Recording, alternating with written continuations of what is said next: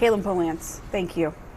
Let's dig deeper now on this with CNN legal analyst Elliot Williams. Elliot, what do you make of this about face from Rudy Giuliani? Initially promising that he was going to testify and then relenting. It happens all the time. The idea of testifying in your own defense, frankly, it's human. Anybody who's sued should think, I want to clear my name, I want to testify, I want to tell my story. When, you get into that courtroom, it happens all the time, Boris, where either seeing the jury, hearing the judge, or the prospect of knowing that you could be confronted with your old statements, criticized or challenged on things you've said before, it's a very frightening prospect for a defendant. It was probably the right decision for him not to take the stand. I'm wondering, I just actually want to follow up on what Caitlin just said, that Rudy Giuliani was barely paying attention. He was like on his tablet.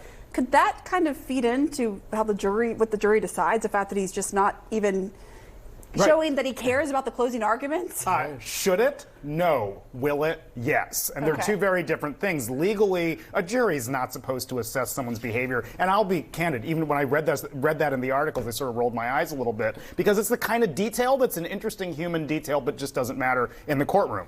Jurors are human beings, and they are watching a man whose life is on the line, scrolling through TikTok or Drudge Report or whatever it might be, and it just is a bad look. And you got to win these people over as much as you have to be right on the law. It also contrasts with what with what his defense attorneys have said, that he's a good man, that he didn't intend to hurt these workers.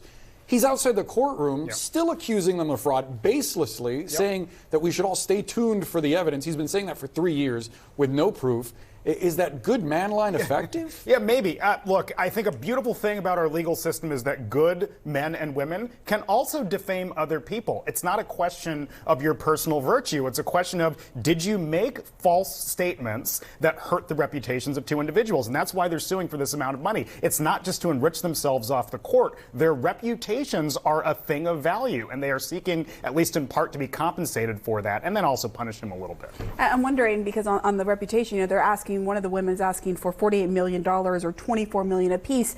The defense at one point compared what the plaintiffs are asking for in terms of damages as the civil equivalent of the death penalty. What do you make of that?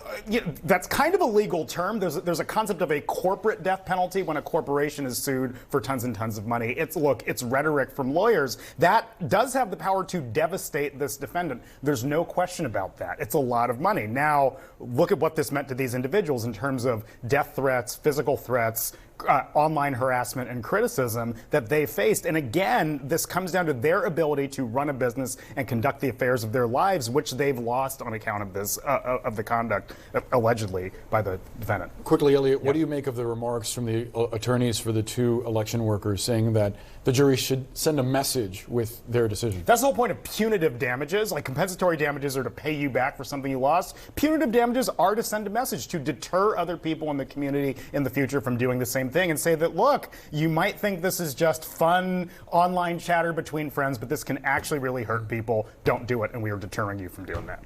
And of course, we have another election coming up next year, and so it will be interesting to see what happens with the punitive damages.